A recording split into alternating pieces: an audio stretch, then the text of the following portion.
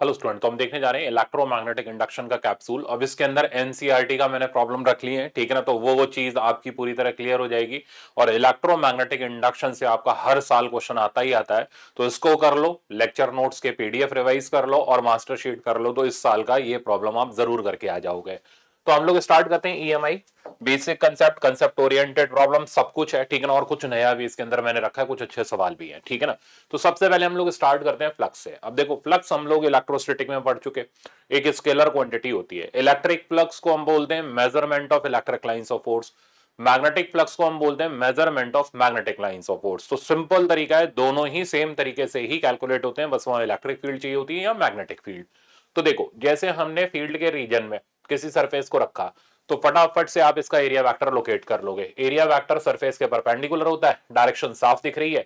अब आप बी और ए के बीच का एंगल देखोगे और फ्लक्स को कैलकुलेट करोगे। अब अगर फील्ड यूनिफॉर्म है, ठीक है ना, यानी बी का वैल्यू कांस्टेंट है, तो ऐसे सिचुएशन में फ्लक्स हमारा डायरेक्ट आ जाएगा, B vector dot A vector. यहां एक बात का खास ख्याल रखना है, ये जो लूप है इसके नंबर ऑफ टर्न भी मैटर करते हैं। अगर नंबर ऑफ टर्न 1 है तो कोई दिक्कत नहीं है, बी डॉट ए कर लो। नंबर ऑफ टर्न एन दे रखे हैं, तो टोटल फ्लक्स निकालने के लिए टोटल नंबर ऑफ टर्न से हमें मल्टीप्लाई भी करना पड़ेगा। तो ये पॉइंट ध्यान रखना। अब इसको अगर हम एक्सपैंड करें तो ये मिल जाएगा हमें बी ए कॉस थीटा। अब यहां से तीन हमारे सिंपल रिजल्ट जनरेट होते हैं कि अगर ये थीटा 0 डिग्री हो, थीटा 0 डिग्री का मतलब बी और ए पैरेलल हो, इसका मतलब ये नहीं कि मैग्नेटिक फील्ड लूप के पैरेलल हो। लोग यहां बड़ा कंफ्यूज होते हैं। तो मैग्नेटिक फील्ड लूप के प्लेन प्लेन के परपेंडिकुलर है, मतलब एरिया के पैरेलल है, तो फ्लक्स हमें मैक्सिमम मिलेगा, फ्लक्स का वैल्यू हो जाएगा बी ए। अगर थीटा का वैल्यू हम 90 डिग्री कर दे, मतलब बी और ए के बीच का एंगल हम 90 डिग्री कर दे, तो हम बोलते हैं लैंग्वेज मैग्नेटिक फील्ड लूप के प्लेन के पैरेलल है। यानी कि हमने जो प्लेन रखा लूप का वो ऐसे रखा, ठीक है ना। मैग्नेटिक फील्ड इधर है, अब आप देख लो प्लेन के तो पैरेलल है, बट एरिया वेक्टर के परपेंडिकुलर है, ऐसे में फ्लक्स का वैल्यू 0 हो जाएगा। अब अगर मैग्नेटिक फील्ड और एरिया वेक्टर दोनों अपोजिट डायरेक्शन में आए, तो ऐसे सिचुएशन में फ्लक्स की जो वैल्यू होगी वो हो जाएगी माइनस बी ए। तो मैक्सिमम फ्लक्स होता है प्लस बी ए, मिनिमम फ्लक्स होता है माइनस बी ए, बाकी का फ्लक्स एंगल के ऊपर डिपेंडेंट होता है। बहरहाल ये फॉर्मूला हम तब तक यूज करते हैं जब तक बी यूनिफॉर्म है। अगर बी नॉन यूनिफॉर्म है, यानी बी का वैल्यू अगर वेरिएबल है, ठीक है ना, तो ऐसे सिचुएशन में हमें इंटीग्रेशन की हेल्प लेनी पड़ती है और फ्लक्स निकालने का तरीका हो जाता है integral B dot T A, ठीक है। तो इंटीग्रेट करते हुए हम फ्लक्स को कैलकुलेट करते हैं। फ्लक्स इतना जरूरी क्यों है? क्योंकि पूरे इलेक्ट्रोमैग्नेटिक इंडक्शन के अंदर हम लोग मैग्नेटिक फील्ड से इलेक्ट्रिक फील्ड जनरेट करेंगे, मैग्नेटिक फ्लक्स से इलेक्ट्रिक फील्ड, मैग्नेटिक फ्लक्स से इंड्यूस ईएमएफ जनरेट करेंगे। तो यहां हमारे पास फैराडे के लॉ आते हैं, ठीक है ना। वो ये कहता है जब जब मैग्नेटिक फ्लक्स चेंज करेगा, फ्लक्स क्यों चेंज करेगा, तो उसके लिए पहले फ्लक्स तो पता होना चाहिए। तो जब जब मैग्नेटिक फ्लक्स चेंज करेगा तब तब ईएमएफ इंड्यूस होगी, और अगर हमारा लूप कंडक्टिंग होगा, कंप्लीट होगा, तो उसमें करंट आएगा। ये लैंग्वेज बड़ी इंटरेस्टिंग है। रबर के लूप में ईएमएफ तो इंड्यूस हो जाएगी बट करंट नहीं आएगा क्योंकि कंडक्टिंग नहीं है। किसी ओपन लूप में ईएमएफ तो इंड्यूस हो जाएगी बट करंट नहीं फ्लो कर पाएगा क्योंकि लूप ओपन है। तो शब्दों का बड़ा ख्याल रखना है। तो अब ईएमएफ क्यों जनरेट होगी फैराडे लॉ के हिसाब से? जब जब फ्लक्स चेंज होगा। फ्लक्स क्यों चेंज होगा? तो वो फ्लक्स पहले पता होना चाहिए, या तो बी चेंज करे या ए चेंज करे या थीटा चेंज करे। तो सारा चैप्टर इन्हीं के ऊपर ओरिएंटेड है। मैग्नेटिक फील्ड का चेंज करना, एरिया का चेंज करना, angle between B and A change करना। तो हम लोग इसको धीरे धीरे स्टडी करेंगे। नेक्स्ट अब हम देखने जा रहे हैं यहां पर, ये फ्लक्स के ऊपर बहुत कॉमन पर बहुत अच्छा प्रॉब्लम है। इससे आप फ्लक्स को कैलकुलेट करना बढ़िया से सीख जाओगे। तो देखो, प्रॉब्लम ये कह रहा है टू कोसेंट्रिक रिंग्स। तो हमें दो कोसेंट्रिक रिंग्स दे रखी हैं, एक का रेडियस स्मॉल आर है, एक का कैपिटल आर है, R in same plane such that R is much much greater than R. तो ये एक बड़ी रिंग मैंने बनाई जिसका रेडियस कैपिटल आर कर लिया, और कोसेंट्रिक मैंने इसी के सेंटर पर दूसरी रिंग बनाई जिसका रेडियस मैंने स्मॉल आर कर लिया। ये साफ दिख रहा है, R is much much greater than capital R. अब current, current I is maintained in ring of radius small R. इसमें हमने करंट मेंटेन किया, देख रहे हो, छोटी वाली रिंग में। अब ये जानना क्या चाह रहा है, ये कह रहा है flux associated to the ring of radius capital R due to this current. कहते हैं कैपिटल आर वाले का फ्लक्स बता दो। अब यहां पर खेल एरिया वेक्टर का है। देखो, आमतौर पे स्टूडेंट क्या करता है, उसने फ्लक्स देखना है, तो सबसे पहले वो चेक करेगा मैग्नेटिक फील्ड की स्ट्रेंथ, ठीक है ना। तो देखो मैग्नेटिक फील्ड छोटी वाली रिंग जनरेट कर रही है, क्योंकि R is much much greater than R, तो इसका मतलब ये बहुत छोटी है, और फील्ड ऑलमोस्ट जो इसके सेंटर पर है भाई इसके इनसाइड में, ये इसका सिग्निफिकेंस है। अब फील्ड का डायरेक्शन मैग्नेटिज्म में आप पढ़ चुके हो, वो आ जाएगा बाहर की तरफ, ठीक है ना। तो रिंग ये इससे बड़ा होना मतलब ये इसके सेंटर पर कंसंट्रेटेड होना, और इसकी वजह से जो फील्ड है वो हम ऑलमोस्ट यूनिफॉर्म लेते हुए चलेंगे। तो फील्ड का फॉर्मूला वो तो हमें मिल गया, mu not I bye 2r, इसमें कोई बड़ा काम नहीं था, ढूंढ लिया हमने, ये हमें पता ही है फील्ड का सर्कुलर रिंग का फॉर्मूला है। अब हम बड़े वाले रिंग का फ्लक्स निकालना चाहते हैं, ठीक है ना। हमने देखा फील्ड यूनिफॉर्म है, अब फ्लक्स के लिए हमने फट से पहले बी और ए के बीच का एंगल देखना है, तो बी तो पता चल गया बाहर की तरफ है। एरिया वेक्टर, तो ये रहा इसका प्लेन, तो एरिया वेक्टर भी बाहर की तरफ हो गया। तो दोनों ही बी और ए आप देख सकते हो सेम डायरेक्शन में हो गए, थीटा 0 डिग्री हो गया, मुसीबत ही खत्म हो गई यहां पर। तो फ्लक्स का वैल्यू बी ए हो गया, ठीक है, यहां तक तो सब सही है। अब बी तो हमने डाल दिया mu not I bye 2r, ए को क्या डाले, तो बहुत से लोग कहेंगे ए जो हो गया वो इसका एरिया हो गया पाई कैपिटल आर स्क्वायर, और क्या है इसमें कौन सा नया है तो नहीं, ए जो ए होता है फ्लक्स निकालते वक्त, ये वो एरिया होता है जितने रीजन के अंदर फील्ड लाइंस इंटरसेप्टेड होती हैं। तो ये फ्लक्स का मतलब क्या है, मेजरमेंट ऑफ फील्ड लाइंस। तो जब फील्ड लाइंस ही इतने रीजन के अंदर कंसंट्रेटेड है, तो ये पूरा एरिया की जरूरत ही नहीं है, हमें सिर्फ उतना रीजन का एरिया लेना होता है जितने रीजन में फील्ड कंसंट्रेटेड है, ठीक है ना। ये इसकी मेन बात है। तो बड़ी रिंग का फ्लक्स निकालते वक्त भी एरिया इतना ही आएगा, क्योंकि इतने रीजन के अंदर ही फील्ड कंसंट्रेटेड है। तो फ्लक्स आप चाहे छोटी रिंग का देखो चाहे आप बड़ी रिंग का देखो, दोनों का वैल्यू ही सेम मिलेगा। तो यहां पर फ्लक्स का वैल्यू निकालते वक्त एरिया ऑफ दैट पोर्शन आएगा जितने रीजन में फील्ड लाइंस कंसंट्रेटेड है, वो हो गया पाई स्मॉल आर स्क्वायर। अब बस हम इसको सिंप्लीफाई कर लेंगे, ये आ जाएगा mu naught pi R divided by 2 times I. अब आप आंसर वेरीफाई कर लो, mu naught pi mu naught R I divided by 2, right answer हमें साफ दिख रहा है सेकंड वाला। अब यही कंसेप्ट आगे चल के म्यूचुअल इंडक्शन बन जाता है, ठीक है ना। इसको जब हम एम आई के बराबर डालते हैं, आई आई कटता है और ये बन जाता है कोफिशिएंट ऑफ म्यूचुअल इंडक्शन। इतना सा खेल होता है इसके अंदर। तो मेरे ख्याल से अब आप इजीली टास्क को मैनेज कर सकते हो, आपको दिक्कत नहीं आएगी म्यूचुअल इंडक्शन का कोफिशिएंट निकालने में या फिर फ्लक्स कैलकुलेट करने में। एक तीर से दो निशाने। नेक्स्ट दिखाता हूं। नेक्स्ट आप देख रहे हो, ये आपका पूरा एनसीईआरटी का डायग्राम है जो मैंने यहां रखा हुआ है, और ये हमारी फैराडे लॉ की डेफिनेशंस है। तो ये तो कहीं से भी ले लो, क्या फर्क पड़ता है। तो फैराडे का फर्स्ट लॉ हमें बताता है इंड्यूस ईएमएफ क्यों जनरेट होती है। ये कहता है जब जब मैग्नेटिक फ्लक्स चेंज करेगा, ठीक है ना, मैग्नेटिक फील्ड कितनी भी स्ट्रांग हो, अगर फ्लक्स नहीं चेंज कर रहा, शब्द ध्यान देना, अगर फ्लक्स नहीं चेंज कर रहा ईएमएफ इंड्यूस नहीं होगी। तो ईएमएफ इंड्यूस कराने के लिए मैग्नेटिक फ्लक्स का चेंज होना जरूरी है। तो लैंग्वेज कह रहा है whenever magnetic flux linked with the electric circuit changes then EMF is induced in the coil, ठीक है ना। तो फर्स्ट लॉ हमें बताता है क्यों ईएमएफ प्रोड्यूस होती है। सेकंड लॉ हमें बताता है जो इंड्यूस ईएमएफ होती है वो किस नेचर की होती है, यानी उसका डायरेक्शन क्या होता है, ठीक है ना, वो कैसे अपने कॉज को अपोज करती है। तो सेकंड लॉ पर आते हैं, the induce EMF produce in the coil is equals to negative rate of change of magnetic flux, जहां नेगेटिव साइन ये इंडिकेट करता है कि ये जो इंड्यूस ईएमएफ है अपने कॉज को अपोज करेगी। कोई अगर इसको बढ़ा रहा होगा तो उसको घटाएगी, घटा रहा होगा तो बढ़ाएगी। इस बेसिस पर हम डायरेक्शन ऑफ इंड्यूस करंट निकालते हैं, ठीक है ना। कैसे, तो सुनो। तो ये एग्जांपल हमारे लिए परफेक्ट है। अब देखो ये मैग्नेट इसके पास जा रहा है, तो पहले हम समझेंगे क्यों इसके अंदर इंडक्शन हो रहा है। ये जब तक कॉज नहीं समझ आएगा रटने से काम नहीं चलेगा। ईएमआई दिमाग का काम है, इसमें आपको दिमाग लगाना पड़ेगा कि क्यों इलेक्ट्रिसिटी प्रोड्यूस हो रही है, उसका मेन रीजन क्या है, कॉज क्या है। तो बार मैग्नेट पास जाएगा, तो पहले अपनी सीक्वेंस बनानी शुरू करो। देखो इलेक्ट्रिसिटी तभी प्रोड्यूस होगी जब बी ए और थीटा में से कुछ ना कुछ तो चेंज कर रहा हो। तो अब आप इस पे फोकस्ड हो जाओ। मैग्नेट के पास जाने से मैग्नेटिक फील्ड बढ़ेगी, साफ पता चल रहा है। मैग्नेटिक फील्ड चेंज करेगी तो फ्लक्स चेंज करेगा, फ्लक्स चेंज करेगा तो फैराडे लॉ के हिसाब से ईएमएफ इंड्यूस होगी। और सेकंड लॉ कहता है कि वो अपोजिंग नेचर की होगी, यानी जो उसको प्रोड्यूस कर रहा है उसको अपोज करेगी। तो इसको प्रोड्यूस कौन कर रहा है, मैग्नेट का पास जाना। तो ये कॉइल इस मैग्नेट को अपोज करेगी। अपोज करने के लिए ये खुद को सेम पोल बना लेगी, समझ गए। अब हमने क्या किया, कॉइल का पोल डिसाइड कर लिया। कॉइल का पोल आते ही अब हम इसकी इंड्यूस फील्ड देखेंगे। तो ये जो फील्ड प्रोड्यूस करेगी ये इस डायरेक्शन में होगी, रियल फील्ड के अपोजिट डायरेक्शन में, क्योंकि रियल फील्ड बढ़ रही है तो ये इसको कम कराने की कोशिश करेगी। तो ये हो गया बी इंड्यूस का डायरेक्शन। तो इधर की तरफ नॉर्थ पोल है। अब आप करंट सेट कर सकते हो, करंट इसका एंटी क्लॉकवाइज सेंस में होगा। तो इस तरीके से हम डायरेक्शन ऑफ इंड्यूस करंट किसी भी कॉइल के अंदर निकाल सकते हैं बेस्ड ऑन सेकंड लॉ, ठीक है ना। अभी बहुत सारे सवाल है, ये एक था बस खाली। नेक्स्ट पर चलते हैं। नेक्स्ट आप देख रहे हो ये पूरा एनसीईआरटी का मैंने आपका प्रॉब्लम रखा है। तो ये एनसीईआरटी का प्रॉब्लम कंसेप्चुअल है, ठीक है ना, क्योंकि इस तरीके के प्रॉब्लम डायरेक्ट आपने देखा होगा कैपेसिटर वाला बहुत फंसता है हमारे एग्जाम के अंदर। आज कैपेसिटर पे दो है, न्यूमेरिकल भी है और कंसेप्चुअल भी है, ठीक है ना।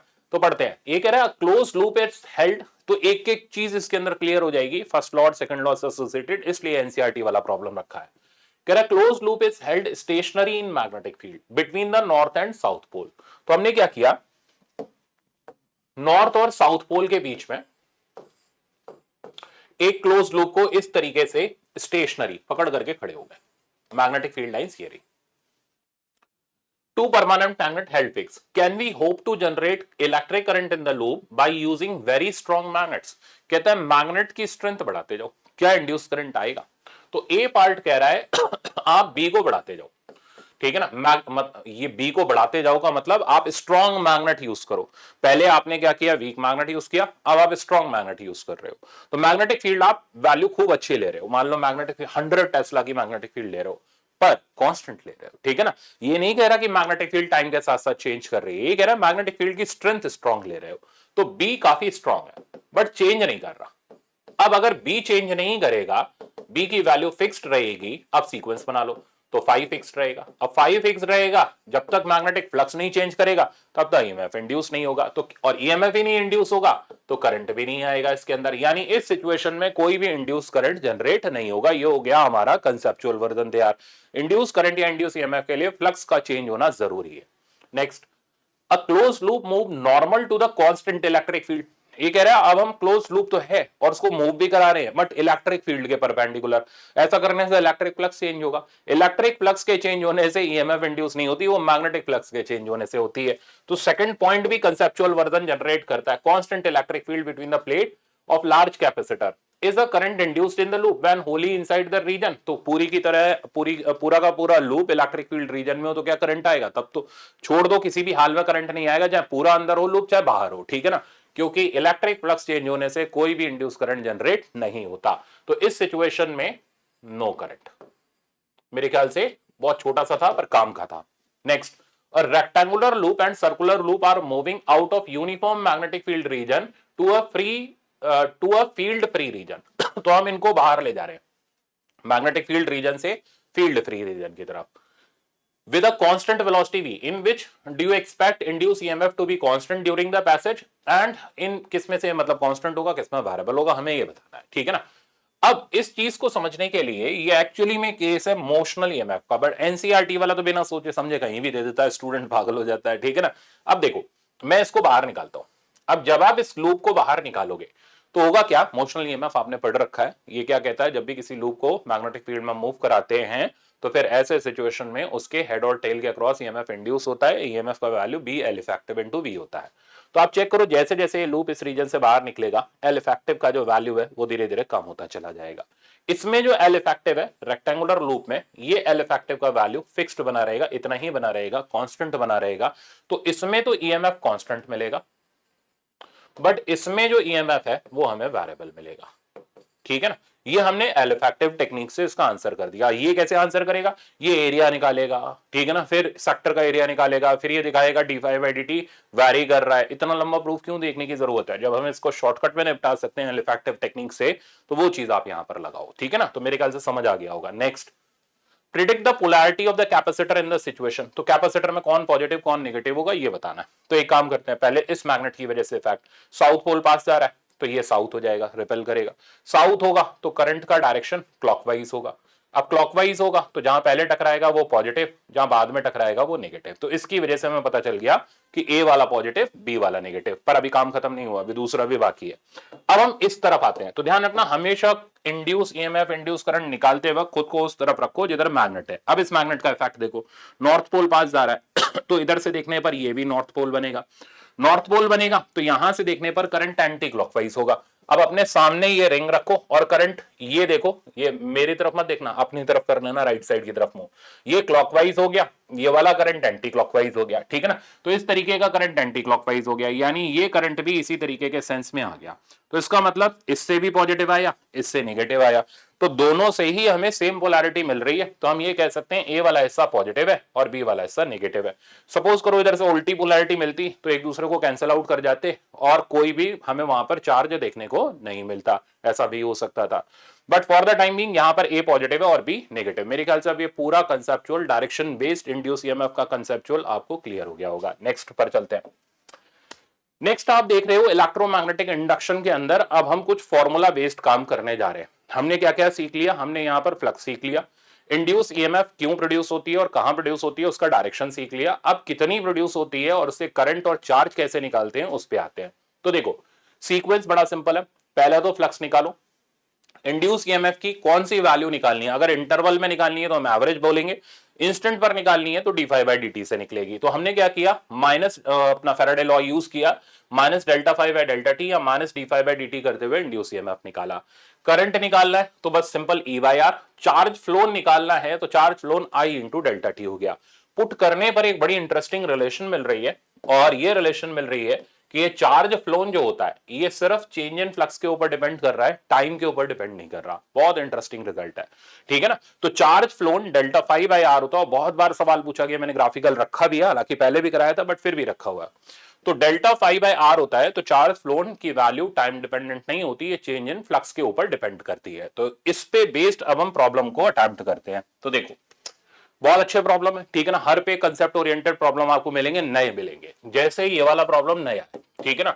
हमें क्या दे रखा है मैग्नेटिक फ्लक्स की इक्वेशन दे रखी है, तो फाई की इक्वेशन दे रखी है 380² 380³ माइनस 3BT²। ए और बी के वैल्यूज भी हमें दे रखे हैं, बाद में पुट करते हैं। ये कह रहे हैं resistance of the ring is 3 ओम, तो रेजिस्टेंस की वैल्यू भी हमें दे रखी है 3 ओम। अब ये जानना क्या चाहता है, maximum current induced in the ring in the time interval 0 से 2। तो 0 से 2 सेकंड के बीच में मैक्सिमम जो करंट इंड्यूस होगा उसकी वैल्यू बताओ। कंसेप्ट, सबसे पहले ईएमएफ, ईएमएफ से हम करंट लिखेंगे। किसी भी चीज को मैक्सिमाइज करना हो डिफरेंशिएट करके 0 डालना है आपको, इतना काम करना पड़ेगा, इसलिए नए सवाल है, सारे कंसेप्ट क्लियर कर देंगे। तो ईएमएफ माइनस d5/dt, तुरंत डिफरेंशिएट मारा, माइनस को बाहर रख लो, ये 380, हाँ ठीक है, तो माइनस को यहां पर रखा, इसका डिफरेंशिएशन हो गया 9AT², तो माइनस 9AT², और ये माइनस माइनस प्लस हो जाएगा 6BT, सही है। तो हमारे पास इंड्यूस ईएमएफ की वैल्यू आ गई। अब हम I की वैल्यू लिखेंगे विच इज E/R। तो रेजिस्टेंस कितना है अपने पास, रेजिस्टेंस की वैल्यू 3 है, 3 से डिवाइड मार दो, तो माइनस 3AT² प्लस 3 2 6 2BT, ये हमारे पास करंट आ गया। बट हमें मैक्सिमम करंट चाहिए, मैक्सिमम करंट के लिए हमें क्या करना पड़ेगा, तो for I to be maximum di/dt की वैल्यू 0 होगी, ठीक है ना। तो देखो स्टेप बाय स्टेप हम पूरा प्रोसीजर से चल रहे हैं।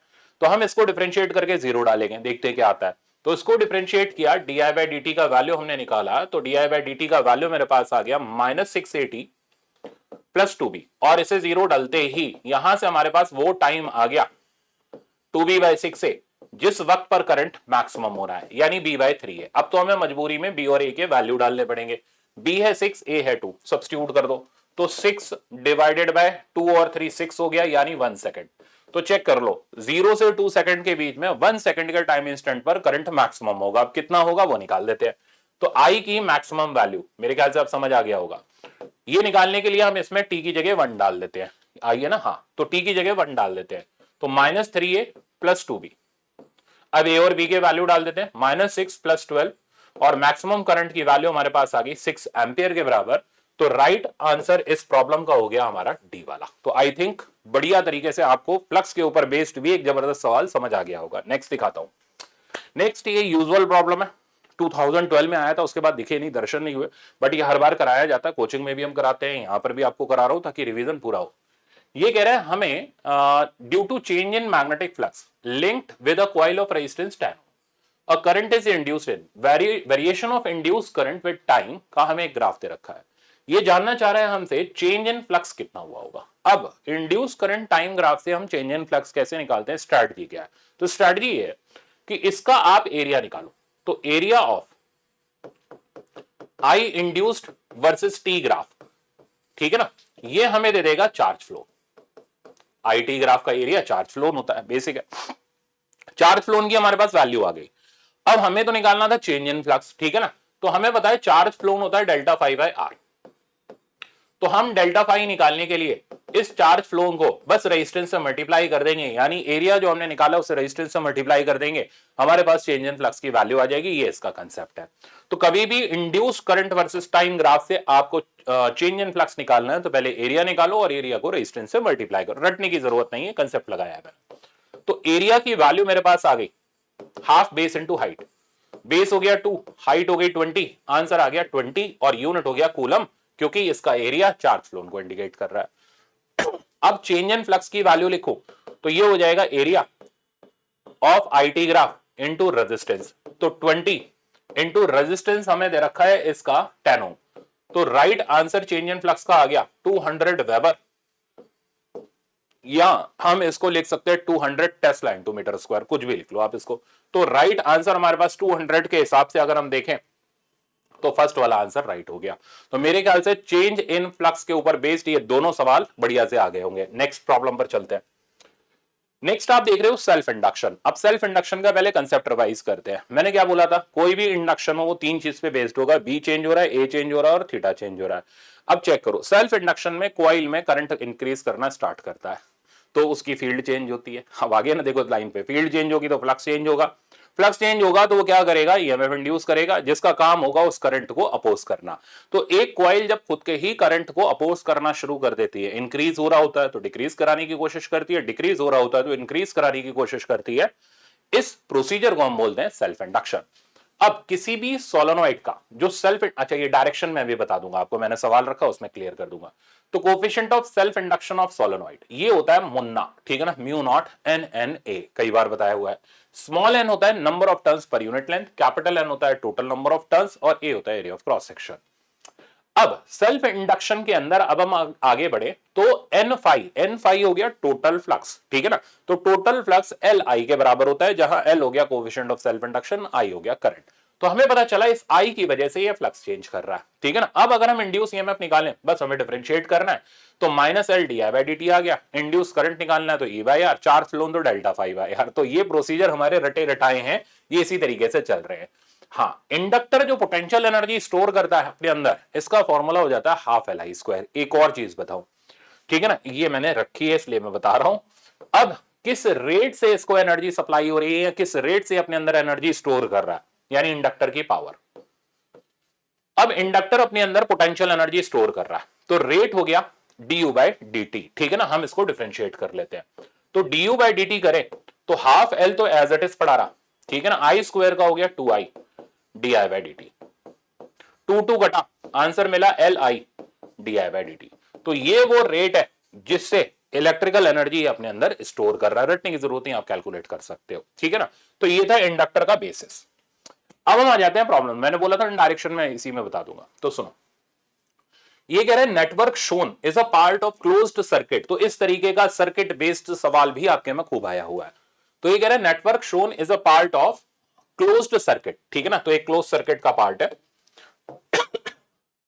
इन विच करंट इज चेंजिंग। तो करंट इसके अंदर चेंज कर रहा है। At an instant current in it is 5 ampere. तो आप देख रहे हो इस वक्त पर करंट की वैल्यू 5 एम्पियर दे रखी है। Potential difference between the point A and B, तो हमें V A minus V B निकालना है।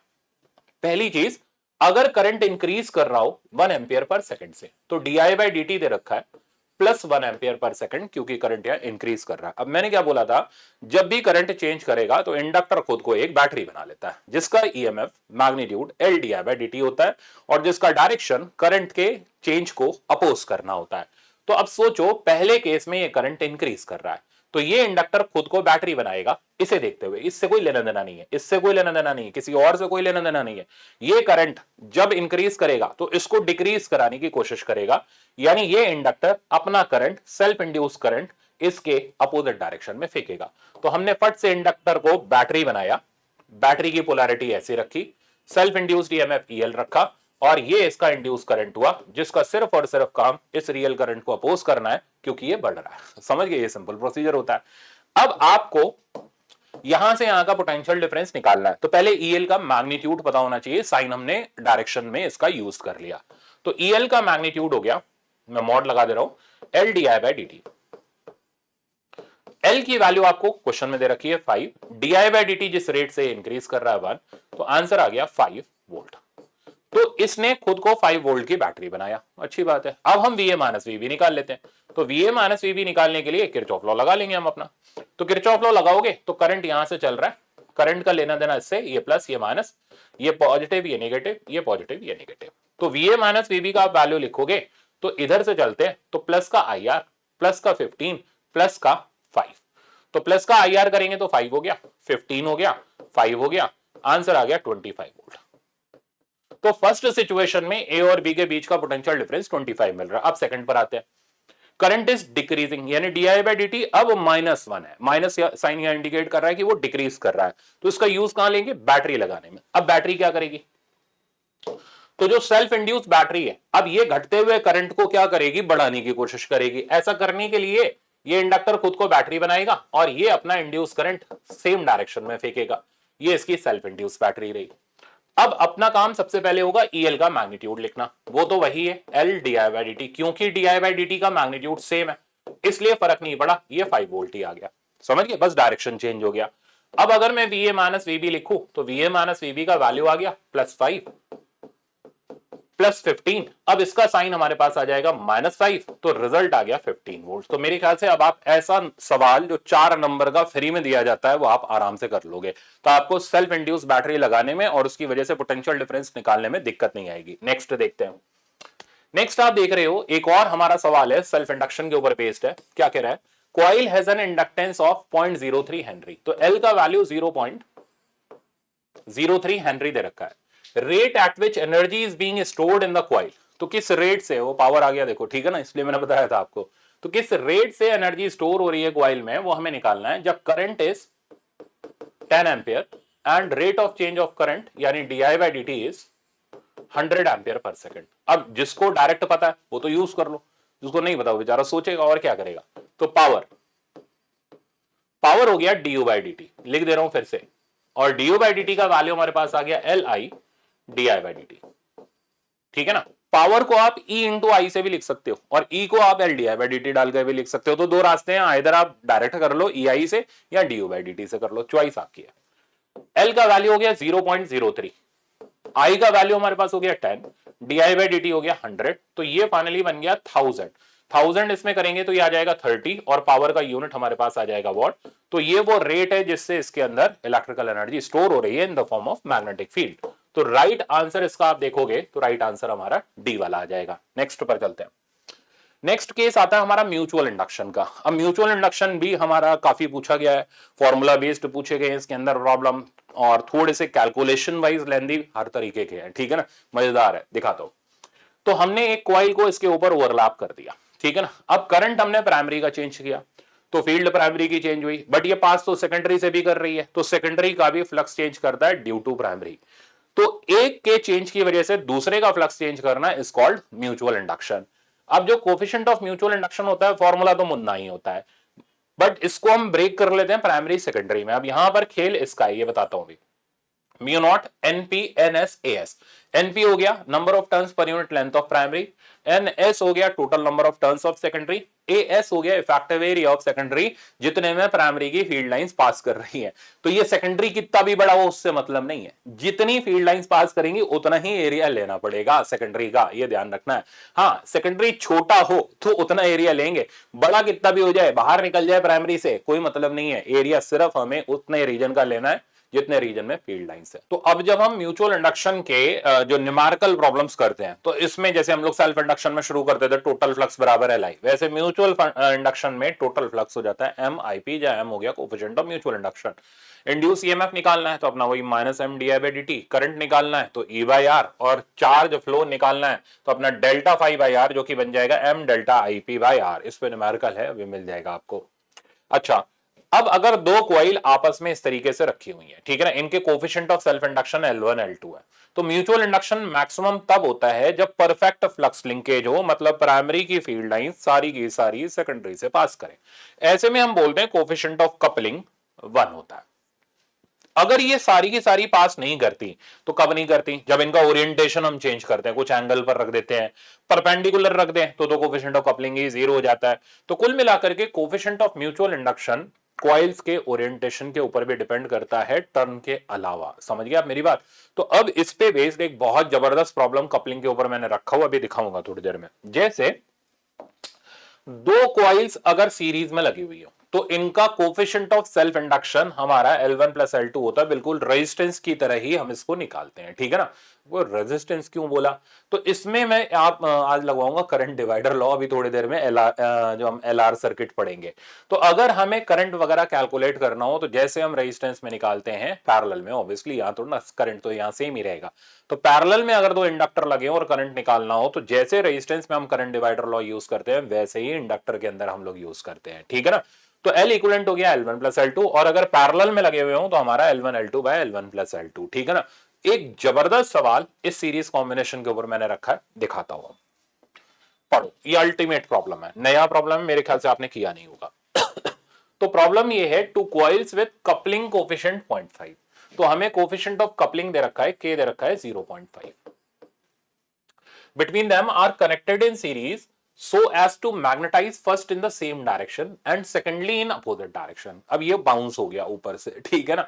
तो दो कॉइल को सीरीज में लगाया गया सच दैट वो सेम सेंस में जब मैग्नेटाइज करती हैं तो कोफिशिएंट जो हो जाता है then corresponding value of total inductance जो हो जाता है 1.9, और जब वो अपोजिट डायरेक्शन में यानी एक दूसरे को अपोज करती हुई मैग्नेटाइज करती हैं तो टोटल इंडक्शन का कोफिशिएंट हो जाता है 0.7। इस बीमारी का मतलब क्या है?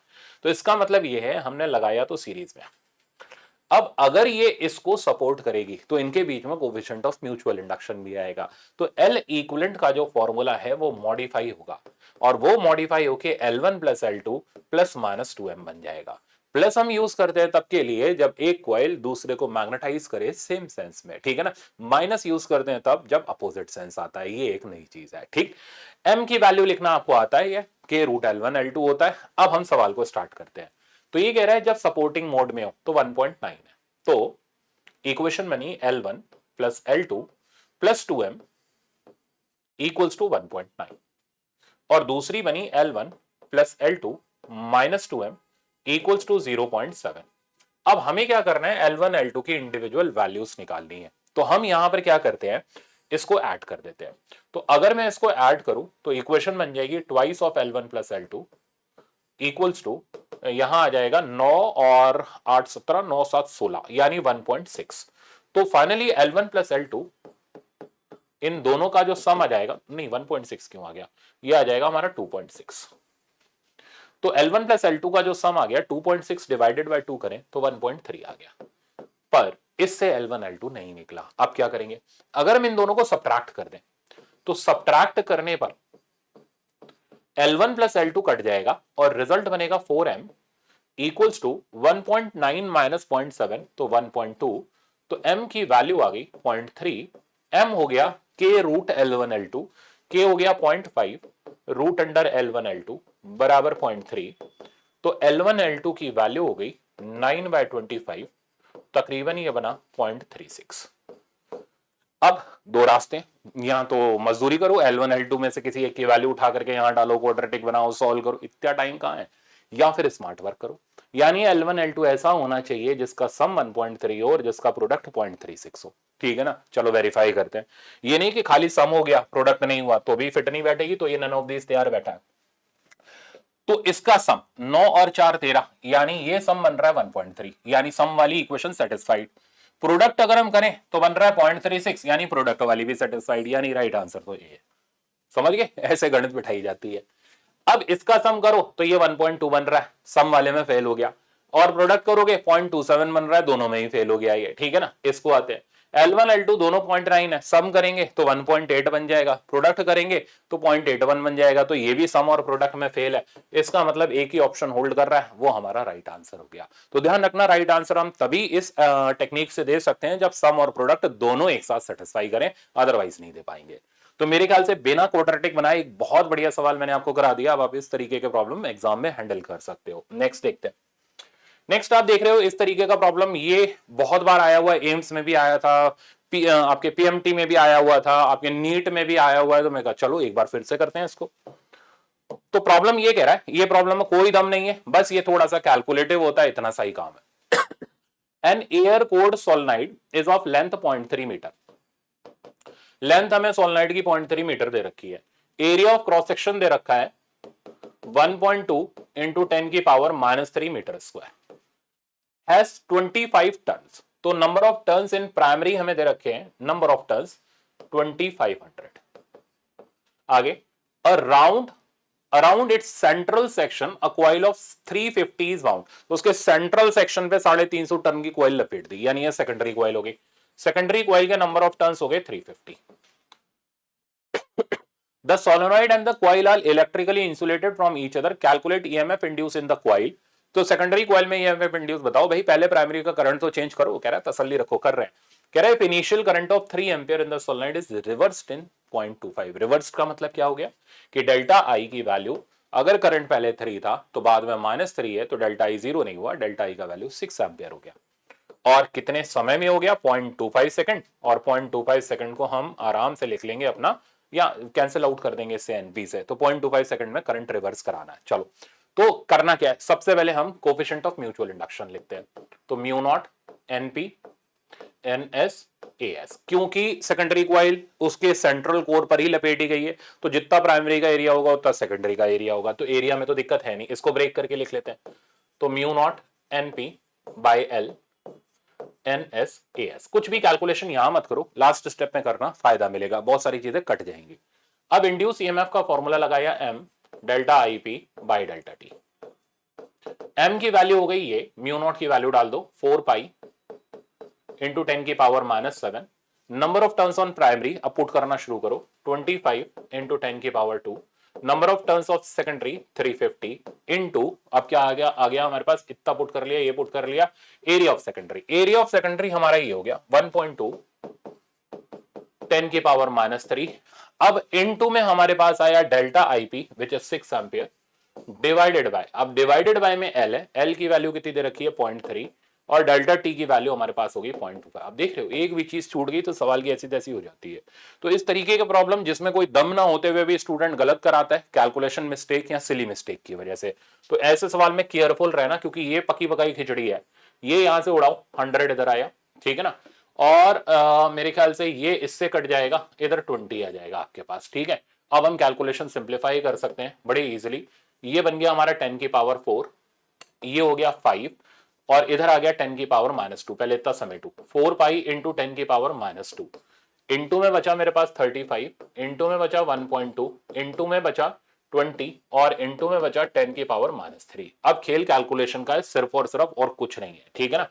अब देखो 35 इंटू 20, अब ये एक तो 10 उड़ा दो, 35 इंटू 2 करेंगे तो ये 70 बन जाएगा। जितना हमारा ये 10 के मल्टीपल में रिजल्ट्स रहेंगे, कैलकुलेशन आसान रहेगी।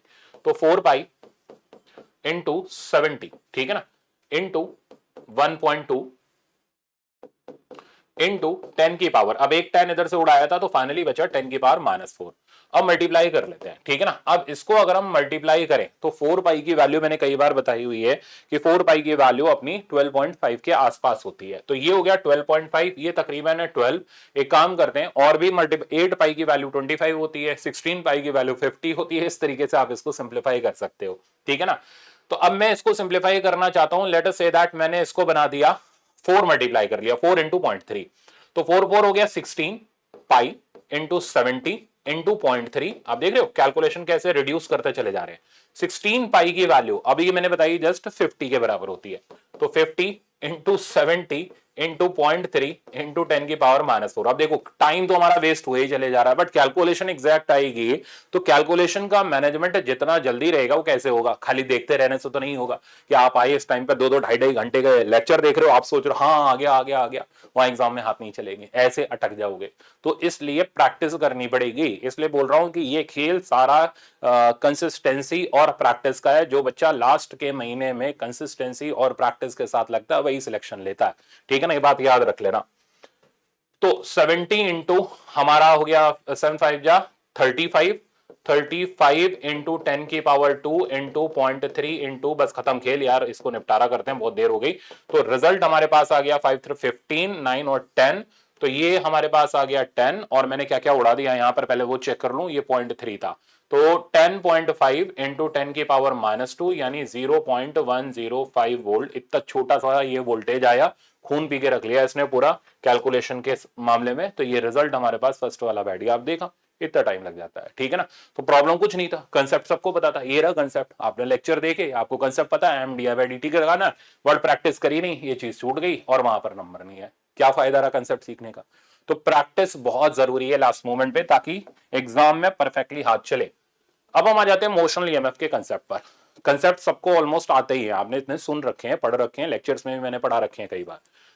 तो जब भी हम किसी कंडक्टर को परपेंडिकुलरली मैग्नेटिक फील्ड में लेकर के चलते हैं, तो उसका एक एंड हाई पोटेंशियल हो जाता है, एक एंड लो पोटेंशियल हो जाता है, यानी उसके अक्रॉस ईएमएफ इंड्यूस होती है, इसको हम मोशनल ईएमएफ बोलते हैं, इमोशनली मोशनल, ठीक है ना। इसे लगाने का तरीका, इसमें बैटरी लगाने का तरीका बड़ा सिंपल है, राइट हैंड रूल लेते हैं।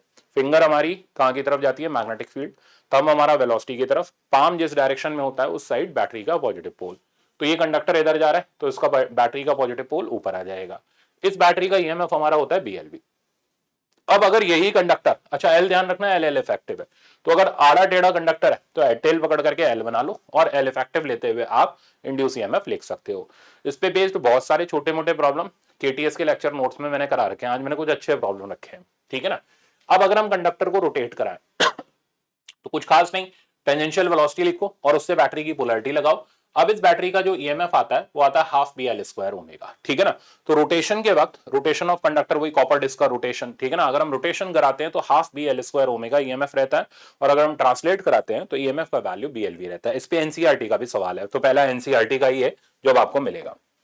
तो ये एनसीईआरटी का पूरा प्रॉब्लम मैंने रखा है, इससे ग्राफ भी क्लियर हो जाएंगे, सवाल भी क्लियर हो जाएगा, बेसिक भी आ जाएंगे आपके। तो पढ़ो, पूरी लंबी कहानी है। Refer to the figure, this arm PQ of the rectangular conductor is moved from x equals to 0 outward, यानी इसको बाहर की तरफ ले जा रहे हैं। कहां से, x इक्वल्स टू 0, यानी इस जगह से x इक्वल्स टू b के रीजन तक फील्ड है, और ये कहता है हम 2b तक ले जाते हैं, अच्छी बात है।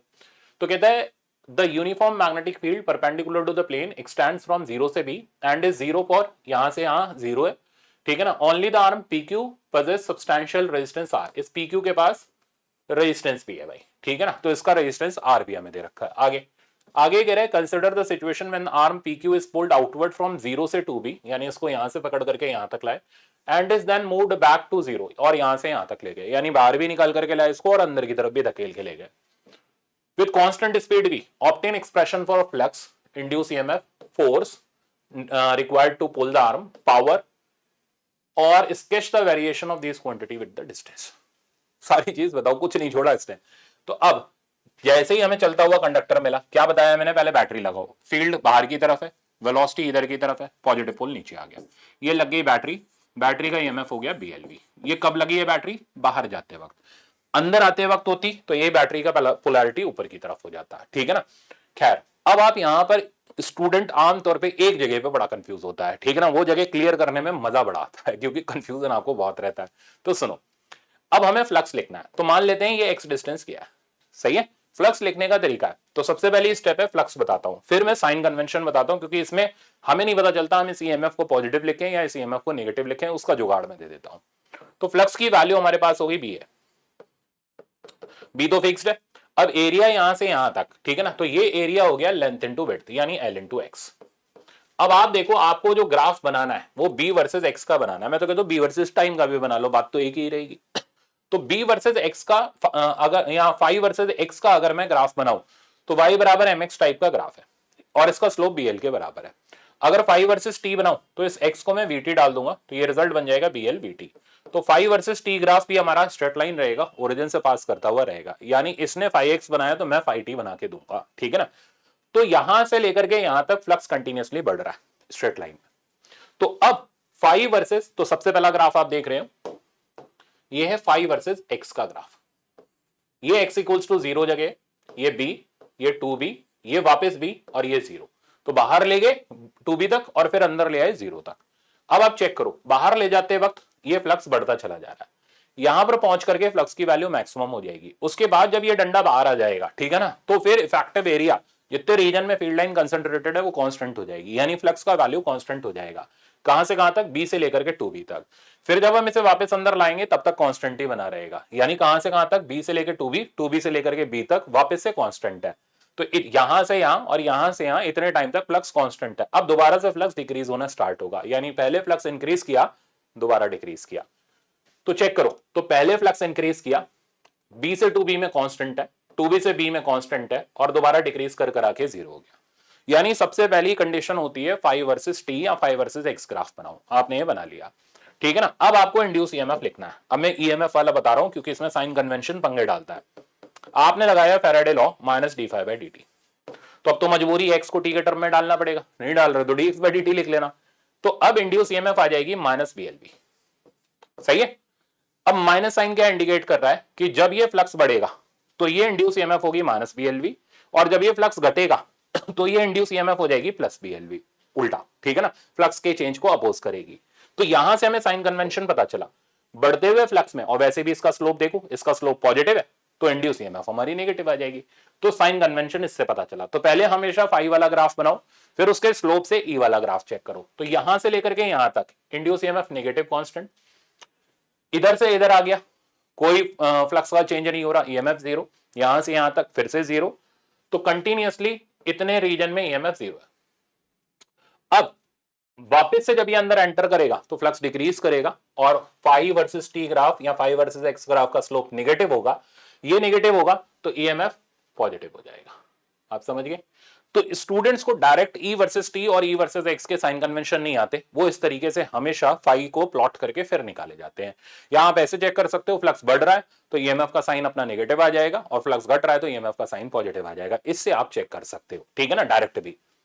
अब करंट, तो करंट तो इसका दोस्त है, ई बाई आर है, ठीक है ना। तो कहता है जैसा ई रहेगा वैसा मैं रहूंगा, तो इतने रीजन में करंट हो जाएगा minus B L V by R. तो करंट का आप, अच्छा इसने करंट का बनाया है नहीं, तो मैं इंड्यूस करंट का साथ में बना देता हूं।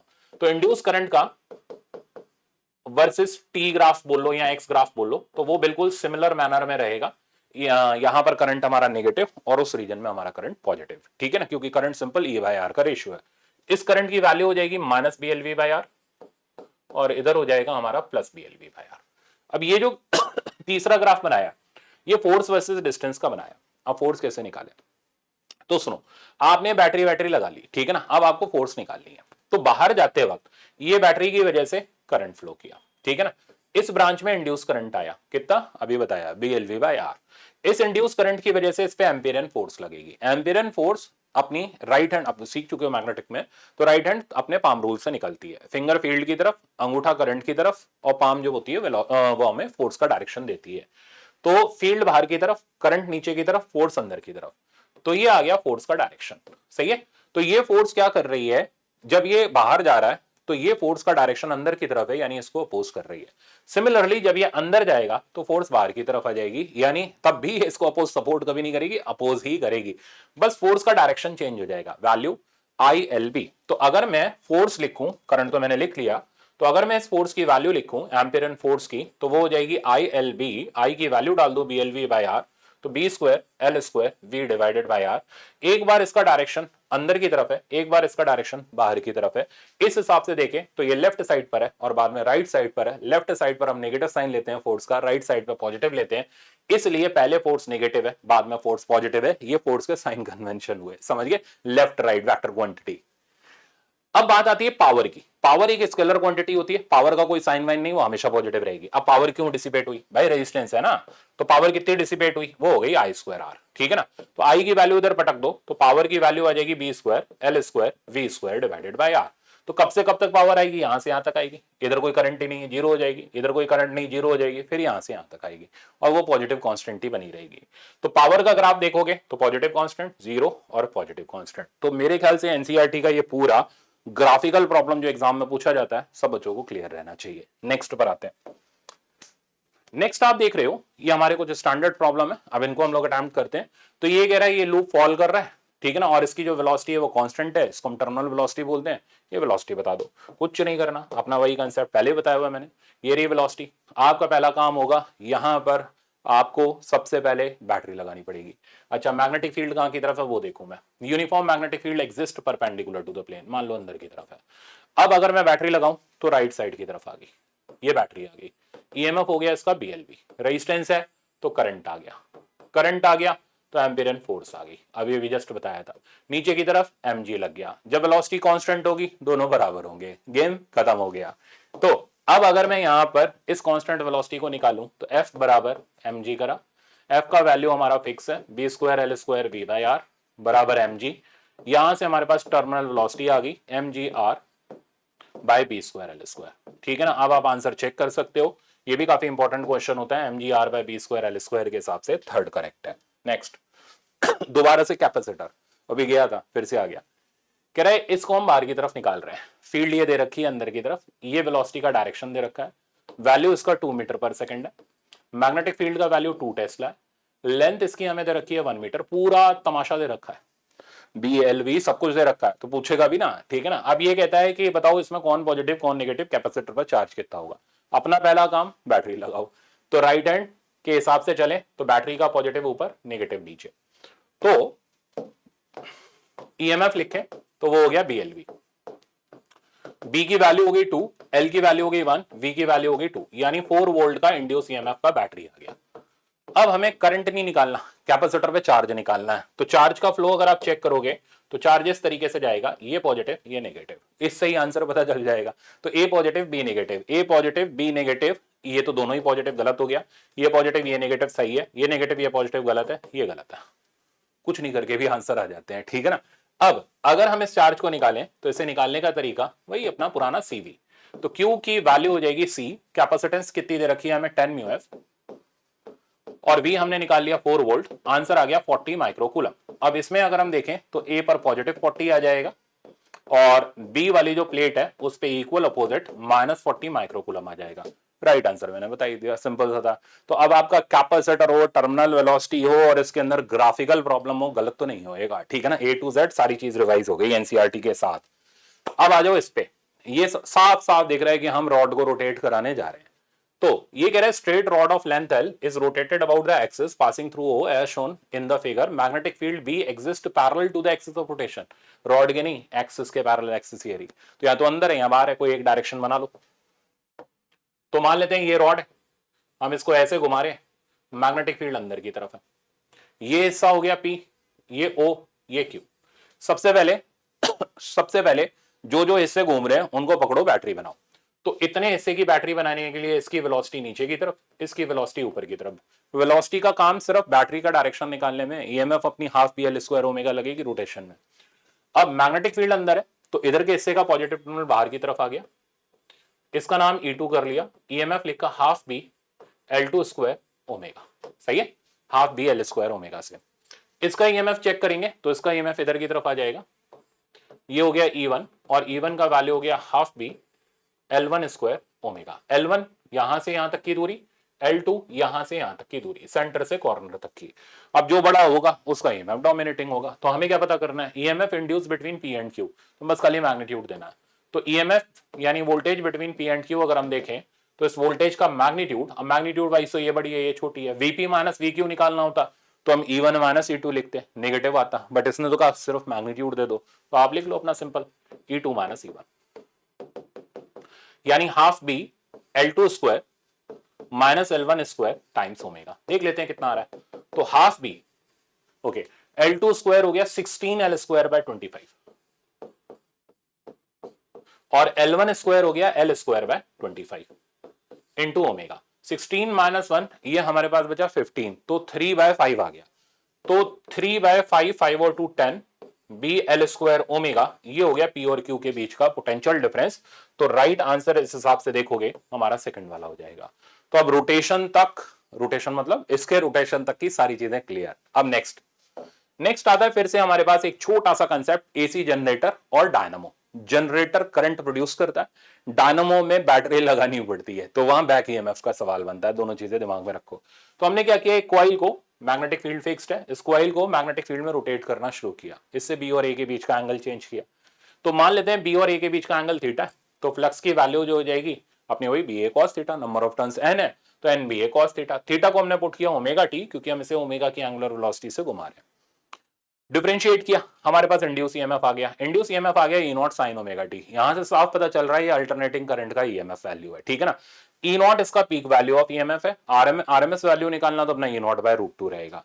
ई नॉट का फॉर्मूला बार बार पूछा जाता है, ये हो जाता है हमारा एनबीए ओमेगा, ठीक है ना। और अगर मैक्सिमम करंट, पीक करंट पूछा जाए तो ये तो इसके साथ साथ आएगा NBA omega divided by R, simple procedure.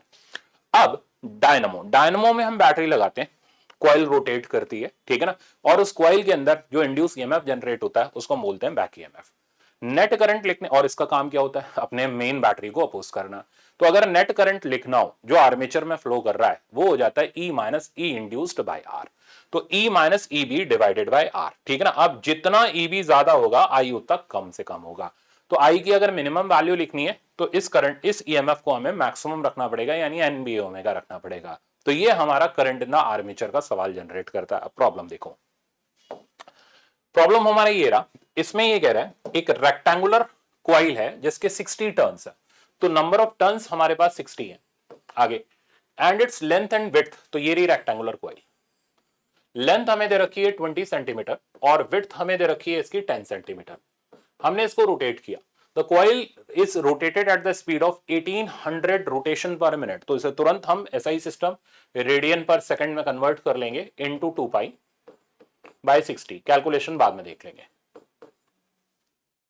In a uniform magnetic field of 0.5 tesla about one of its diameter, अब डायामीटर कहां होता है, डायगोनल बोलूं उसको, ठीक है ना, around one of its diagonal, ठीक है ना।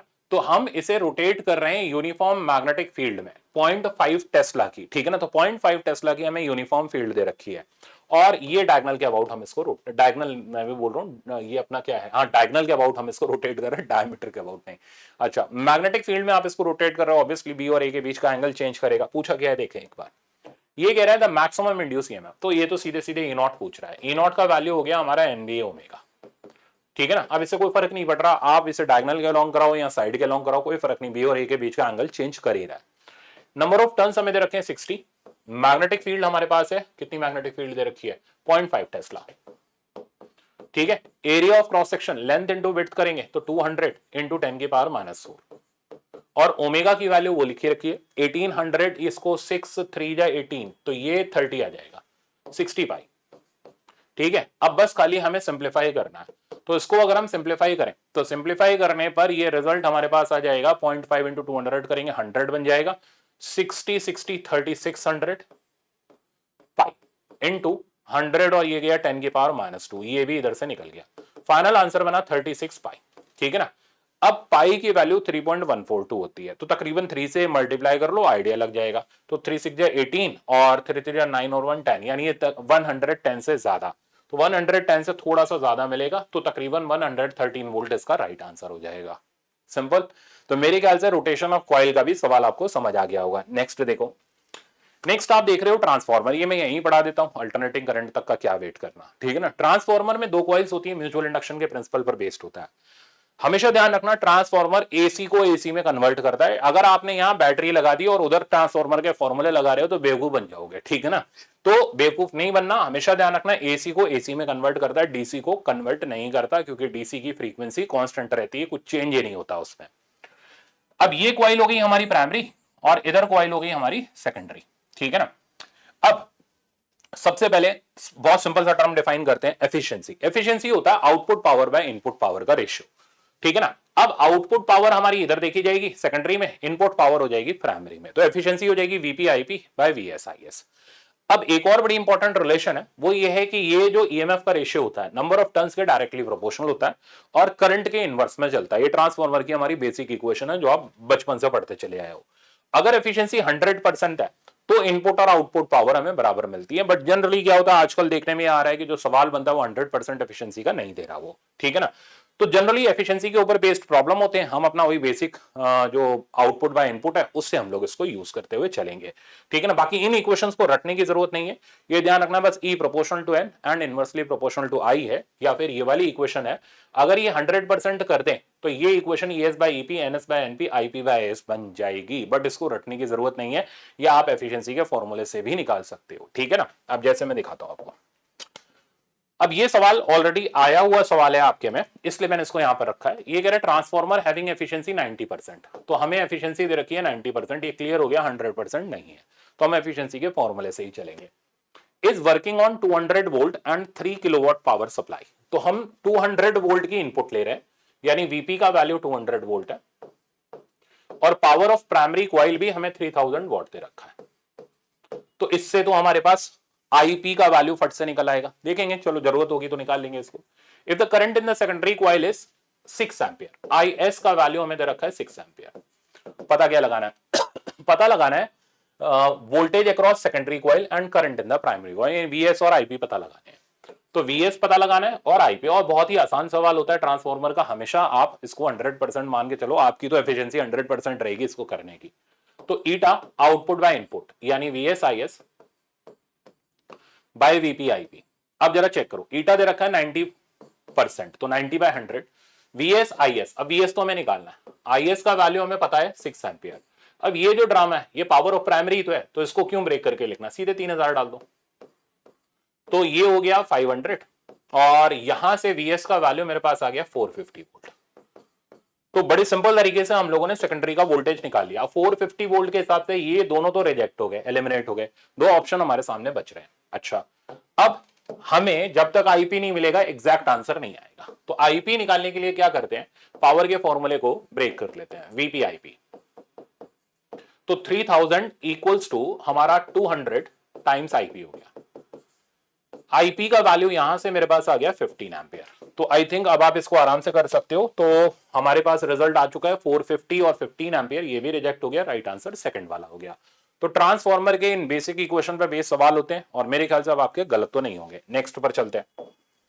नेक्स्ट आप देख रहे हो एलसी ऑसिलेशन। देखो एलसी ऑसिलेशन हमेशा तब करना, बहुत अच्छा सवाल रखा है मैंने, एलसी ऑसिलेशन हमेशा तब करना जब आपको एसएचएम आता हो, क्योंकि एलसी ऑसिलेशन पूरा एसएचएम का टू कॉपी है। हमने एक चार्ज कैपेसिटर को इंडक्टर पे लगा दिया, ठीक है ना। तो क्या होता है, इस कैपेसिटर की इलेक्ट्रिकल एनर्जी इंडक्टर की मैग्नेटिक एनर्जी में जाती है, मैग्नेटिक इलेक्ट्रिकल में जाती है, और ये सुपरपोज करके हमें इलेक्ट्रोमैग्नेटिक वेव जनरेट करके देते हैं। इस एलसी ऑसिलेशन की फ्रीक्वेंसी होती है 1/2 एन रूट एलसी। अब पूरा एसएचएम से कैसे रिलेट होता है, यहां जो कैपेसिटर का चार्ज है वो एसएचएम में डिस्प्लेसमेंट का काम करता है। तो इनिशियली चार्ज मैक्सिमम है, यानी एसएचएम में ऐसे रिलेट करेंगे, यानी इनिशियली पार्टिकल अपने मैक्सिमम डिस्प्लेसमेंट पे था और यूं करके ऑसिलेट कर रहा है, ठीक है ना। तो जहां जहां क्यू आए वो एक्स से रिप्लेस होता है, जहां जहां करंट आता है वो वेलोसिटी से रिप्लेस होता है।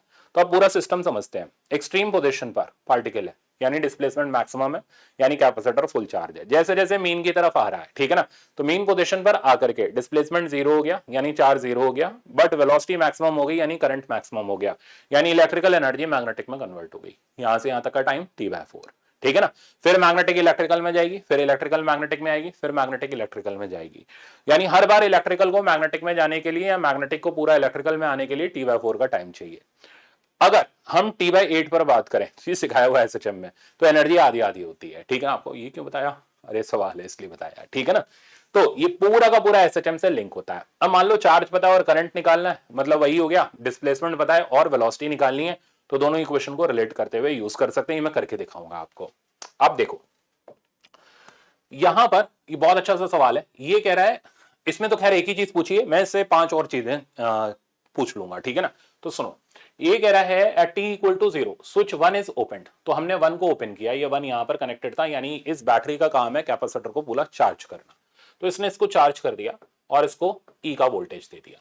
अब हमने स्विच इधर थ्रो कर दिया, ठीक है ना। तो क्या होगा, इलेक्ट्रिकल एनर्जी मैग्नेटिक में जाएगी, मैग्नेटिक इलेक्ट्रिकल में, अरे सीधे बोलो एलसी ऑसिलेशन होंगे, इतना क्या ड्रामा करना। ये कह रहा है after time t equals to 0 when inductor coil and capacitor coil both have same energy, तो दोनों की एनर्जी बराबर हो जाए, टोटल की आधी आधी हो जाए। टोटल कितना है, हाफ CV स्क्वायर, ठीक है ना, उसकी आधी आधी हो जाए। तो ऐसा कितने टाइम पर होगा, ऐसा T/8 के टाइम पर होगा, ठीक है ना। तो ये जानना चाह रहा है कि वो बताओ कि ये कितने टाइम पर पहली बार ये एनर्जी आधी आधी होगी। अब ये पहली बार का भी चक्कर बड़ा खराब है, सुनो।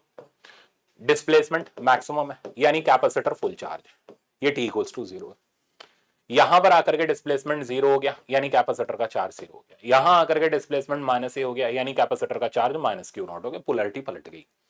तो सबसे पहले ये वो जगह जहां इंडक्टर की एनर्जी और कैपेसिटर की एनर्जी बराबर होगी, और ये जगह आती है a/√2 पर, ठीक है ना, यानी चार्ज हो जाता है Q naught by root two, यहां से यहां का टाइम टी बाई एट, इधर से इधर का टाइम टी बाई एट, इधर भी तो यही जगह आएगी, इधर से इधर का टाइम फिर से टी बाई एट, इधर से इधर का टाइम टी बाई एट। अब वो बोले पहली बार तो भाई टी बाई एट पर हुई, वो बोले अगली बार तो T by four plus T by eight पर हुई, फिर बोले और अगली बार तो टी बाई टू, सही है ना, गिनना सही से कहीं मेरे से गड़बड़ ना हो जाए, T by two plus T by eight पर हुई, ये तो और अगली बार तो अब ये बहुत हो गया यार, ठीक है ना, तो T by two plus T by four plus T by eight पर हुई। तो इस तरीके से आप कितनी भी बार पूछो वो बता सकते हो। तो हम इसको फर्स्ट टाइम बताना चाह रहे हैं कि कब इंडक्टर की एनर्जी कैपेसिटर की एनर्जी के बराबर हुई, तो ये टाइम हो गया हमारा टी बाई एट, सही है। तो टी की वैल्यू डाल दी 2 pi root under LC by 8, तो पाई बाय 4 रूट एलसी।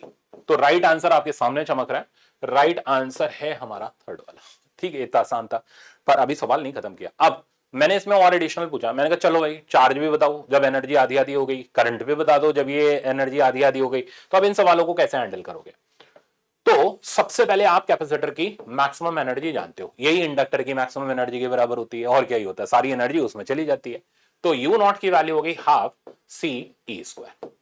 अब ये कहता है उस वक्त चार्ज बताओ जब एनर्जी आधी आधी हो जाए। अब ये सुनना है किस वक्त बताना है, तो at time T equals to T by eight पर हमें चार्ज निकालना है। हम कैसे निकालेंगे, हमें एनर्जी बताएं, energy half of U naught है, तो एनर्जी ऑफ कैपेसिटर को हमने डाला half Q square by C equals to half of sorry half of Q square by C equals to half of U naught which is half C square. यहां से आपके पास charge की value आ गई, सही है। अब वो कहता है करंट भी बता दो, तो हम क्या करेंगे, इंडक्टर की एनर्जी को हाफ ऑफ यू नॉट डालेंगे, हाफ एल आई स्क्वायर डाल करके आई की वैल्यू निकाल देंगे। तो हमने सारी चीजें इसको बता दी, चार्ज भी बता दिया, करंट भी बता दिया। तो इस तरीके से सुनते हुए चलना है, सवाल में क्या पूछ रहा है कंफ्यूज नहीं होना। आप गौर करो, मैंने आई और ओमेगा वाली इक्वेशन ही नहीं यूज करी। अब आप यहाँ पे क्या कर सकते थे, चार्ज निकाल चुके हो तो वी और एक्स वाली इक्वेशन यूज करके भी करंट निकाल सकते हो, उससे भी करंट सेम आएगा, करके जरूर देख लेना ताकि परफेक्शन आ जाए, ठीक है ना, छोड़ना नहीं है। नेक्स्ट दिखाता हूं, नेक्स्ट है हमारा एलआर सर्किट। अब देखो एलआर सर्किट अपना बिल्कुल सीआर सर्किट की तरह ही है, इसमें भी कुछ खास चीज नहीं, खास तो है पर इतनी खास नहीं क्योंकि हम पढ़ चुके हैं पूरा। तो हमने एक इंडक्टर को और रजिस्टर को बैटरी से कनेक्ट किया, एसी से नहीं डीसी से कनेक्ट किया। तो करंट धीरे धीरे टाइम के साथ साथ बढ़ता है और इनफाइनाइट टाइम पर करंट मैक्सिमम हो जाता है।